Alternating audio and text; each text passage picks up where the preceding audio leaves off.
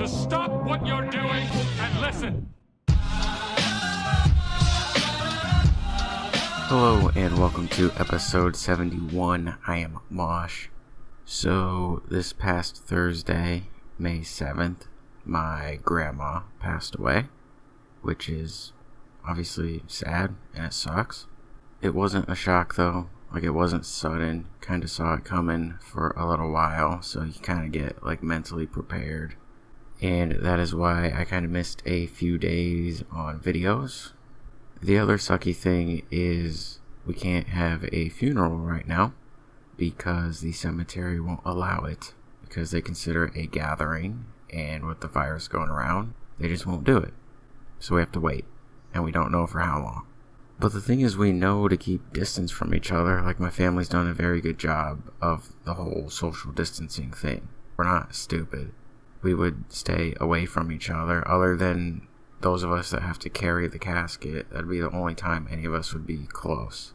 We know to keep our distance, but they still just won't allow it to happen yet.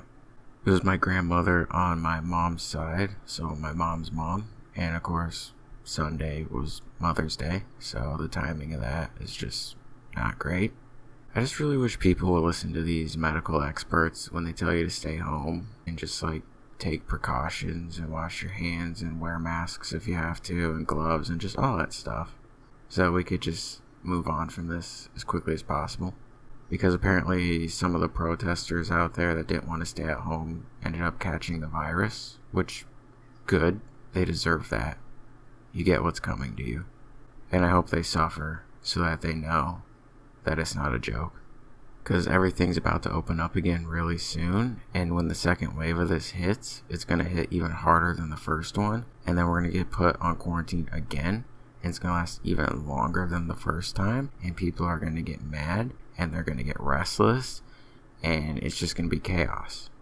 People aren't going to have money, people are going to be out of work, and it's just bad news. So if we could just get through this the first time, then we're good. If we have to do this a second time, it's not going to be good. So just listen to people. Have patience.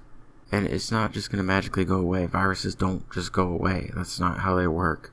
Look at the flu. It's been around for a long time, and it's still here. People still get the flu all the time, which is why you should get flu shots so you don't get it.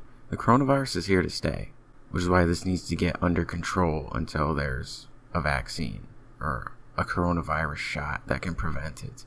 The only time you should be out is if you gotta go to work, you need to go get food, or any other essential items that you need.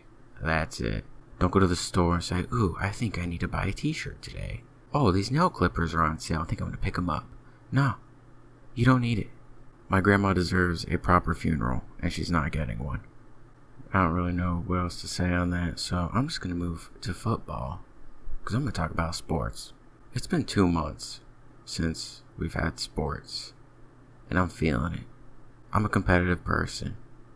I need that in my life, and I don't have it. Where is it? We should be right smack dab in baseball right now, but we're not. So I'm going to talk about football, because we just had the draft recently. Great draft, by the way. Isaiah Simmons falling to 8. You kidding me? What are these other teams doing? The reason I'm bringing it up, though, is because I saw something really stupid. I saw someone complaining on the internet that the local sports people here, sports broadcasters in Arizona, were excited about the Cardinals because they were a 49ers fan. It's like, I can't stand the local broadcasters praising this team. It's like, you're mad about local broadcasters praising the local team. Are you stupid? Who are they supposed to praise? The Bengals? You think people in Arizona care about Cincinnati? No offense to anyone in Cincinnati, but we don't care. Are they going to go praise the Dolphins? 85% of the people in America can't even pronounce Tua's last name. But to see that 49ers fan say that, maybe it just shows how stupid he is. Hey, dude, go live in San Francisco then. Just go move there. Why are you living here when you can just go live, it's right there. California's right next door. Just head over there. Well, you're probably too broke to live there. That's the problem. You're too poor to live in California. So you live here instead. Keep your brokenness and your politics out of my state. You're not welcome here. And the Cardinals and the 49ers face each other week 1. They're kicking off the season versus each other. 49ers fans getting a little cocky. You're just a little bit cocky. You went to the Super Bowl. Cool. Congratulations. Did you win? No, you didn't. And sure, you beat us last season, but let's not forget that the Cardinals beat the 49ers 8 times in a row prior to that. It took the 49ers having a Super Bowl caliber team to finally beat the Cardinals. And I'm pretty sure Kyler Murray had the best stats or QBR or whatever of any other quarterback that faced the 49ers last season as a rookie. So your Super Bowl team barely beat our team with a rookie quarterback. And our defense sucked. Our defense has been improved drastically. We've added like 7 or 8 people on defense through free agency and the draft. And then you have Isaiah Simmons who could do anything. He's going to shut that George Kittle, whatever his name is, down. He's a ginger, no problem. Gingers don't succeed in sports. Name one ginger that's successful. You can't. This isn't their place. And not only that, but we didn't have a true number 1 wide receiver. So we traded for DeAndre Hopkins, who's one of the best receivers in the entire NFL. So you match him with Kyler Murray, who's entering his 2nd year and be even better. With an improved defense, you're done. You're done for, San Fran. Week 1, we'll see who starts with a win and who starts with a loss. I will take all my anger out on the San Francisco 49ers at this point. I don't care if there's no crowd. Just bring sports back. The Korean baseball league's doing it. It's fine. We can do it too. And honestly, having no crowd could be interesting because then no one technically has home field advantage because no one's going to cheer and no one's going to boo. I got my eyes on the 49ers. Not so much the Rams right now, maybe a little later. The Rams are going to suck this season. I'm not even going to get started. I have a thing against California teams, if you can't tell. California teams and California people. California people that move here. If you stay in California, you're fine. It's when you move here I have an issue. Because they say, I can't afford to live in California, the price of living's high, blah, blah, blah, blah, blah. And then they move here because it's cheaper. And then when it's time to vote for things, they vote for the same laws that California has, which made the price of living more expensive. So what you did to that state, you're doing to this state, which is why I say keep your politics out of it. So if you're going to live here, let us live the way we've been living, or figure it out and just stay in California. Don't come over here and ruin my state. Alright, let's move on to gaming before I really start to go off on anybody in the vicinity. So, Skate 4, not happening. Skateboarding legend Jason Dill. Is he a legend? Is he a self-proclaimed legend? Do other people call him a legend? How do we know he's a legend? He was reportedly called by EA to discuss a mobile version of Skate 3 and was subsequently told that the company doesn't want to make Skate 4. He also says that a new Tony Hawk's Pro Skater game is coming this year. In an episode of the 9 Club podcast, he revealed that he had been called by EA about participating in a potential mobile version of Skate 3, and he said, I got a call from the EA people about 10 months ago, and they said, hey, we want to talk about the Skate games. This woman emailed me and she said, hey Jason, we want to do a mobile version of Skate 3, and I wrote back and I said, what else? She then said, no, that's it. So I wrote back, look, no big deal. No one wants your stupid mobile version of Skate 3. Make Skate F***ing 4 already. It's censored in the article, so I gotta censor it though. Fans have been clamoring for a bona fide Skate sequel for the best part of a decade now, and Dill clearly wasn't happy with the idea of a purely mobile version of Skate 3. Just do it. Just make the game and just participate again. You can't level it to the same numbers you get on other games. You do Skate 4 for a cultural thing that pays you back later, and that's how corporations can work if they play their cards right. EA wrote back to Dill saying that it wasn't looking to pursue Skate 4, to which Dill replied, well, have a lot of luck on Need for Speed 29. I won't be in your stupid mobile game. Closing out the conversation, Dill added, I think the Skate team at EA has done themselves a big disservice by not actually trying. I don't want to be on some mobile F***ing gaming system. So, Skate 4 is just not a thing, I guess. EA really just doesn't want to make it for whatever reason.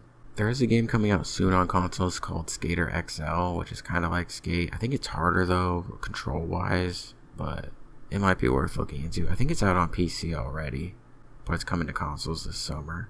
And then you have the new Tony Hawk game later this year. I just don't understand. Like, skateboarding is such a big thing. It's popular. Why are there not skateboarding games? When the Tony Hawk Pro Skater games were out, they were huge. So many people played them. When Skate came along, it was huge. So many people played it, and then it just all disappeared for a decade. Skate 3 came out 10 years ago. In the past 10 years, there's just nothing. I don't understand. How can you neglect such a popular thing? Like, yeah, you have Skater XL, you have Session, but they're not being made by big companies with a lot of resources and money. I don't get it. I'll never get it. Alright, so it is Tuesday right now, and I was about to upload the podcast, and then Activision, Jeff Keighley with his Summer Game Fest, and Tony Hawk decided to reveal Tony Hawk's Pro Skater 1 and 2 are coming back in one package. It will be released on September 4th, 2020 for PS4, Xbox One, and PC. No mention of next-gen consoles. I just thought it was funny because I was just talking about Skate 4, and then right as I'm about to upload this, the new Tony Hawk games get, or I guess they're not new, but the return of Tony Hawk. The original Birdman, Tony Hawk, and Vicarious Visions, the studio behind the Crash Bandicoot Insane Trilogy, have come together to bring back Tony Hawk's Pro Skater 1 and 2 radically remastered. Dropping in this September 4th, Tony Hawk Pro Skater 1 and 2 is all about bringing back the original levels, skaters, tricks, modes, and songs from the iconic soundtrack, as well as amping up the experience with new ways to play, including online multiplayer. Released on the original PlayStation back in August of 1999, the series' first title helped lead the way in the gaming industry's shift to 3D gameplay. This was thanks to Sony's advancements in geometry technology with PlayStation, and the original Tony Hawk's Pro Skater set the standard for the genre. It was incredible to play the original games on PlayStation back in 1999 and to see the overwhelming response from the PlayStation community, so I'm excited to bring back the game to all the hardcore THPS fans, said the legend himself, Tony Hawk. Tony Hawk Pro Skater 1 and 2 will feature the full original roster of pro skaters from the turn of the 21st century, which includes Steve Caballero, Jeff Raleigh, Bucky Lasek, Alyssa Steamer, Kareem Campbell, Andrew Reynolds, Bob Burnquist, Eric Costin, Rodney Mullen, Jamie Thomas, Rune Glifberg, Chad Muska, and Tony Hawk. These skaters all come with their own special moves, from Jeff Raleigh's Dark Side Grind to Tony Hawk's a legendary 900, and have learned a few new tricks over the past 2 decades. The remaster will also feature all the original levels from the first 2 games in the franchise, from the warehouse to the bull ring. Those levels can be played solo with goals old and new, with a buddy for local co-op, or online with original multiplayer game modes. All of this will be presented in stunning 4K resolution with updated and enhanced graphics running at a frame rate of 60 FPS. Let's not forget the tunes either. Remember the iconic soundtrack of the original game? Many of the unforgettable songs from the original are back to help amp you up. Rather carve up your own park with a skater you created? Create a Skater and Create a Park are back. The latter featuring a robust editing suite, allowing you to create a spectacular level of customization. Want to make the skate park of your wildest imagination? It's all there waiting for you to build and then share online with friends. After you create a park, why not create yourself? With plenty of customization options, including some that feature iconic skating and street brands, you'll be able to express a crazy amount of creativity just in your custom skater alone. Tony Hawk's Pro Skater 1 and 2 will be available worldwide for the retail price of $40 in the US, and a digital deluxe version will be $50. So thank you, Activision, for only making it $40. And to all the people that said Tony Hawk and Activision don't work together anymore, or there was something between them, what do you have to say now? This obviously makes me happy. I grew up playing the Tony Hawk games, and like I was just saying before with Skate 4, it's been 10 years since we've gotten like a proper skateboarding game with Skate 3, so this is nice.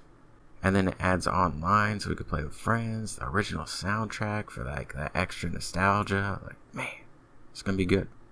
It looks good. There's a trailer out. They're showing like comparison shots. Should be good times.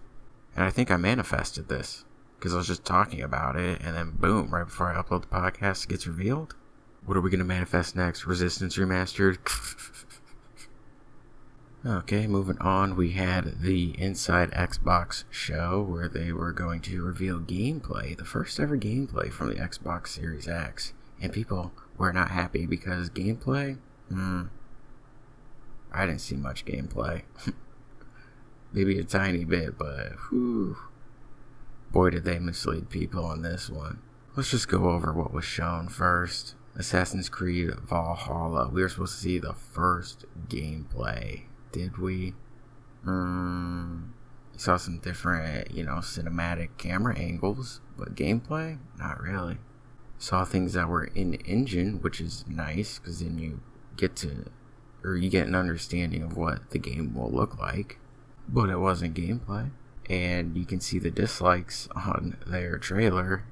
I think it got over 20,000 dislikes in probably 2 hours on Ubisoft's channel.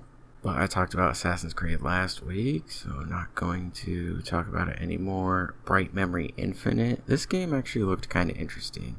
It's a first-person shooter. Kind of has like the Call of Duty thing. Maybe Crysis, Titanfall. There was definitely some Titanfall vibes. Like the way the character was holding the handgun and you can wall run. Like that was all almost identical to Titanfall, really. You can wield swords. And apparently, this is developed by one person. One person made this whole game. Zhang Zancheng? I don't know how to say his name. I guess this has been on Steam for a little while now, but it will be coming to consoles. I don't know, later this year or next year, but most of these games are also going to be on PS5 as well. So they're not Xbox exclusives. Then you had Call of the Sea, which is a first-person adventure puzzle game set in the 1930s. And you explore a mysterious island.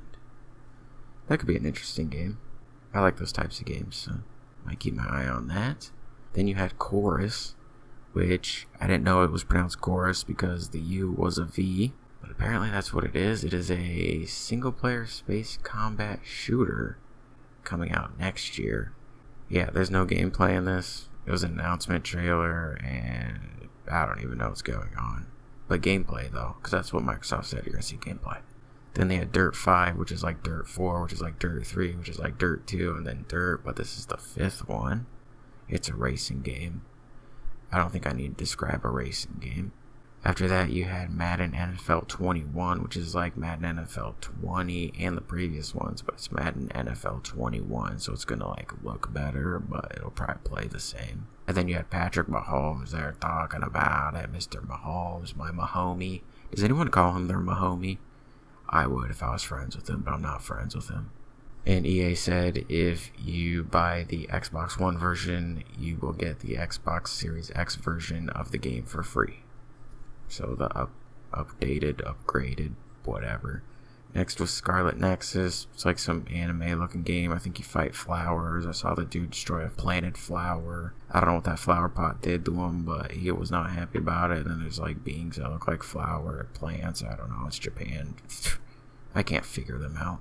They can't even figure themselves out. Next up, you got Scorn, which is an atmospheric first-person horror adventure game. Did you think you were going to see gameplay? Yeah, well, guess what? You didn't. Game has potential. Will it live up to it? Probably not. Next up, we have Second Extinction, which is dinosaurs. There's like waves of dinosaurs coming after you and attacking you, and you have to shoot them. Not a fan. We don't shoot dinosaurs here. We respect dinosaurs. We admire dinosaurs. And we would like to live amongst the dinosaurs and live happily ever after with dinosaurs. We will not be shooting dinosaurs. Unless it's a Dino Crisis remake. Next up was The Ascent, which is a solo or co-op top-down action RPG set in a cyberpunk world. It's a top-down game. They're pretty bleh. After that, we had The Medium. Now, this is the game that has the most potential on this list. It's a psychological horror game made from Bloober Team, which made Blair Witch, Observer, and Layers of Fear. And this had serious Silent Hill vibes. especially with the music that was attached to the footage. I think the composer of this song also composed the music for Silent Hill. I'm pretty sure that's true. I don't know where I would have gotten that from if it wasn't true. Players take control of Mary Ann, a medium caught between two worlds, the real one and the spirit world. Yeah, check out the reveal trailer of the medium. This is a game that could be either really good or a massive disappointment. I'm hoping for really good. Then you had Vampire the Masquerade Bloodlines 2. You're a vampire, you do vampire things. I'm not a vampire, so I don't really know what those things are. Underground Vampire Society in Seattle. Players will be able to choose how they want to advance in the world. This kind of reminds me of The Darkness. There's a game on PS3 and 360 called The Darkness, and this trailer just kind of reminded me of that for some reason. And then lastly, Yakuza Like a Dragon, the newest title in the Yakuza series. It kicks off with a brand new storyline. The game is already out for PS4 in Japan, and it will be coming to consoles or other consoles later this year. And it does support cross-save functionality, so if you play it on Xbox One, you could pick it back up on the Series X. Microsoft also announced that 9 of these games will support its cross-generational smart delivery program, meaning that while each title will offer an Xbox Series X optimized version, it'll also be available on the Xbox One. Buy a copy for one of those two consoles and you'll get the other version for free. Smart delivery compatible games announced today include Assassin's Creed Valhalla, Chorus, Dirt 5, Scarlet Nexus, Second Extinction, The Ascent, Vampire the Masquerade Bloodlines 2, and Yakuza Like a Dragon. Of the remaining 4 games, it's not clear whether they're simply Xbox Series X exclusives that won't be available on the Xbox One, or whether those developers simply won't be supporting the feature. So now for the disappointment about the gameplay that we were supposed to see. Microsoft has responded to criticism of this week's Xbox Series X gameplay reveal, admitting it had set wrong expectations for fans. The company had teased Xbox Series X gameplay for the special Inside Xbox show, but gameplay was in short supply as Microsoft issued a raft of trailers from third-party publishers and developers. Microsoft's Inside Xbox video has 33,000 dislikes on YouTube, and the comments are packed with complaints, with many saying they felt misled. Other Xbox Series X gameplay reveals on Microsoft's Xbox YouTube channel have seen a similar reaction. Responding to a tweet from a fan, general manager of Xbox Games Marketing at Microsoft, Aaron Greenberg, had this to say: "Had we not said anything and just shown May's Inside Xbox show like we did last month, I suspect reactions might have been different. Clearly we set some wrong expectations, and that's on us. We appreciate all the feedback and can assure you we will take it all in and learn as a team." Perhaps the biggest culprit was the much-hyped gameplay reveal of Assassin's Creed Valhalla, which itself was teased by publisher Ubisoft by a trailer that went live after the elaborate Twitch stream that unfolded over the course of a day. This gameplay reveal turned out to contain no gameplay at all, rather flashy in-game cinematic camera work. The reaction to this video has been similarly negative, with thousands of dislikes and angry comments across the various channels it's been uploaded to. Ashraf Ismail, creative director of Assassin's Creed Valhalla, took to Twitter to respond to fans. "You rightfully expected to see more today. We have a long marketing campaign ahead of us. You will see in-depth gameplay and get a lot more info about the game. Thank you for your excitement and passion. Be patient with us and be kind. It will be worth it." Microsoft has promised a gameplay reveal for its first-party Xbox Series X games, such as Halo Infinite and new projects from Double Fine, Ninja Theory, and Obsidian in July. Oh, and the main character in the new Assassin's Creed is named Eivor. I did get that pronunciation correct, so don't ever question me again. And something else that kind of slipped under the radar because it hasn't been officially announced yet, but Bungie will eventually reveal that Destiny 2 will be on the next-gen consoles. So all your progress will carry over, and hopefully that means performance upgrades such as 30 FPS jumping to 60. That'd be great. I would like that. But we gotta wait for them to announce it and get all the details. Okay, let's skedaddle on over to music. Veil of Maya released a brand new song called Outsider. That's pretty good. No album announcement though, which, if the virus wasn't happening, we might have gotten one, but since it is happening, they probably don't want to give a release date and then not be able to meet it. So I guess they're just going to keep that secret for a little while. But pretty good song. I enjoy it. Music has been pretty slow recently, and The Ghost Inside released another new song called Pressure Point. Actually, at the time of this recording, it's not released yet, but it's going to be released. By the time this goes up, it should be released. And I like this a lot better than Aftermath. The Ghost Inside, although they're described as a metalcore band, they're definitely more on the hardcore side of things, and I'm not crazy about hardcore. Like, I'll listen to it, I don't hate it or anything, but I think it's just better in a live setting. I think going to a hardcore show is much better than just listening to it. Hardcore shows are dangerous, though. You got the people out there fighting the invisible ninjas, slam dancing, which is just embarrassing. Like, I see that and I feel embarrassed. There have been times where I just won't share a clip of something because there's people slam dancing in it, and I just don't want people to see that. I'm trying to help them, I'm trying to save them. So that's gotta stop. And then you got the crowd killers, which are just like another breed of morons. Can't stand those people. They're the ones that just have no respect for anyone around them. And if you tell them to stop doing what they're doing, they'll just tell you to just not even go to the show. They're the ones that will flail their arms and legs around, and if they hit you, they don't care. Like, the whole reason they even go to those shows is to do that.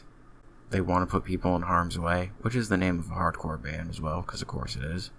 It also doesn't help that some of these bands, not some of them, a lot of them encourage this.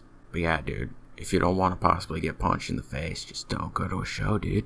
Yeah, maybe some of us want to go to shows because we want to see a band that we like. Maybe, possibly.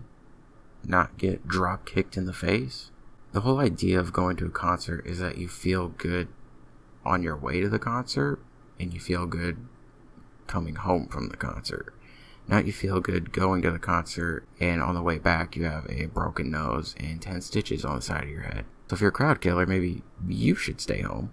And if you have anger issues, and this is how you release it on innocent people, sign up for a martial arts class or a boxing class or something and get it out that way. And like I said, the Ghost Inside, they are considered a metalcore band, but I feel from their sound that they lean more towards that hardcore side. But Veil of Maya is also considered a metalcore band. And if you listen to both of these songs, you can hear the difference. Like, they're in the same subgenre, but they don't sound the same. It's just crazy how a subgenre could sound so diverse. Like, metal as a whole sounds diverse because there's so many subgenres beneath it. But for a subgenre itself to sound diverse is something else. But metalcore can do that. And then we heard about the passing of Little Richard, which, if you don't know, Little Richard is very important to the history of rock and roll. I know most people might not think of him when they think of rock, but his name definitely has to be mentioned. He helped open the doors for a lot of people. And I learned that in my rock history class because I took a class on the history of rock and roll. How cool is that? Your class is just learning about rock and roll. Yeah. I already know about rock and roll, thank you very much. I was born in it. I was forged by it. I mean, I was. That's the first thing I ever heard. It was the first genre of music I ever heard. That's all I know. Rock and metal is all I know, dude. I can't remember the first band I ever remember hearing, though. Obviously, because I was so young, I'm not going to remember those things. But it was either between AC/DC, Metallica, Alice in Chains, Ozzy, Guns N' Roses, or maybe Van Halen. It had to have been one of those bands. Maybe Megadeth, too. And that's basically what I was raised on, so all those bands will, even if I don't listen to them a lot, currently, I have listened to them a lot in the past, growing up, and they will always have a special place in my little heart.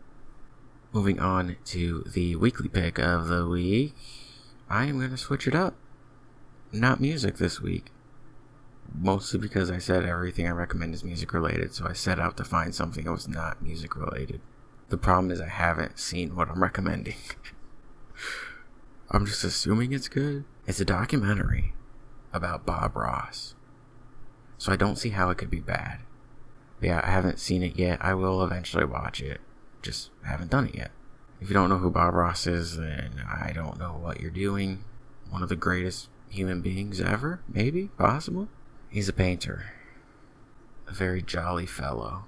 I used to watch him when I was a kid. I remember on the weekends, I would wake up, turn on the TV, and on PBS, they would show Bob Ross and then Mr. Rogers, and I'd watch it. Bob Ross streams on, he's not alive anymore, but his people have a stream for him on Twitch, and I used to watch it and like fall asleep to it, and I remembered some of those paintings from when I was a kid, which was crazy, because he'd be painting them long, and I'm like, I know he's about to paint a shack over there. You think he's done painting trees, but you know he's popping one up right there, and sure enough he would. Does PBS even still exist anymore? I don't know. I think the documentary just talks about his life, so check it out. And also check out his streams on Twitch, because they're good. If you need something to just like relax to, or fall asleep to. Not fall asleep because it's boring, but just because it's so calming. He's a very calm person. Then go ahead and check him out on Twitch too. Now it's time for the weird story of the week. A woman was killed by an alligator in South Carolina while doing the homeowner's nails. This is the whitest story I've read in a while. Like white people. I'm a white person, but like white people. I'm just gonna say it. We're the cause of a lot of problems. Do you see how America's being handled right now? White people.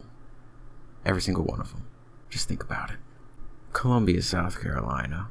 The woman attacked and killed by an alligator in a gated community along the South Carolina coast was visiting the homeowner to do her nails and was trying to touch the animal when it grabbed her. After briefly getting away from the alligator, the woman stood in waist-deep water in the Kiowa Island pond and said, "I guess I won't do this again." But the alligator grabbed her again and took her under. She died, so I don't it's pretty stupid. I guess you can't make fun of her. She's 58 years old. I think by that age you should know not to go around wild alligators. But the alligator grabs you the first time, you get away and you say, "I guess I won't do this again." Like, what? But he snatched her up again. Cynthia Covert, of course her name is Cynthia. Cynthia Covert, 58, again, white people, 58, died of drowning before Charleston County deputies and firefighters were able to shoot and kill the alligator and use poles to get her out of the pond. Okay, you didn't have to shoot and kill the alligator. It was minding its own business. It was living its own life. It knew it was a wild alligator, and it was doing its own thing.